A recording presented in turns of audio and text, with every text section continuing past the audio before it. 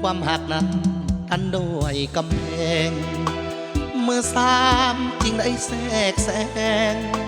แยกแบ่งสิ่งหาเข้าไป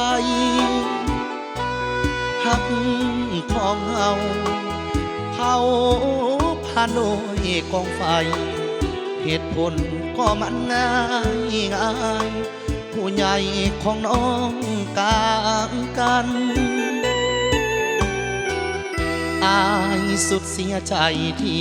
เกิดมาจนจึงถูกสายตาบางคนเขามองเป็นเศษอาหารหากที่หวานซึ้งก็มาคมคืนพิการเป็นอย่างผู้น่าสงสารจึงเป็นผู้ชายคนนี้ความรักเหลือเพียงห้อยอดีตสิ่งที่เฮาคิดก็เพียงได้แต่แค่ฝันเศร้ามือคือวันที่น้องจะแต่งงานน้ำตาอ้ายไหลเป็นทานในมือถือสองบัตรเสิร์นขออวยพรใส่ให้น้องโชคดีสุขสมผมเย็นสามีสุขีสมหวังสมใจส่วนอ้ายเองถือเป็นคนแพ้พ่ายจะขอหลีกทางให้กายเมื่อหากนั้นมีกำแพง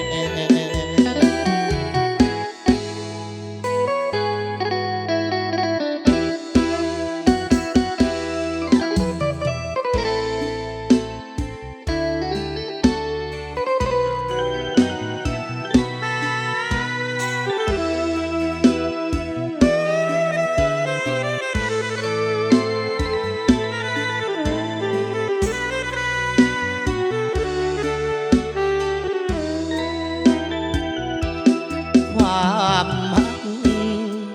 เหลือเพียงห้อยอดีตสิ่งที่เฮาคิดก็เพียงได้แต่แค่ฝันเศร้ามืดคือวันที่น้องจะแต่งงานน้ำตาอ้ายไหลเป็นทานในมือถือสองบัตรเสิร์นขออวยพรใส่ให้น้องโชคดีสุขสมผมเย็นสามีสุขีสมหวังสมใจส่วนอ้ายเองเธอ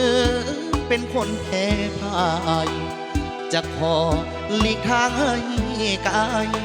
เมื่อหากนั้นมีกำแพง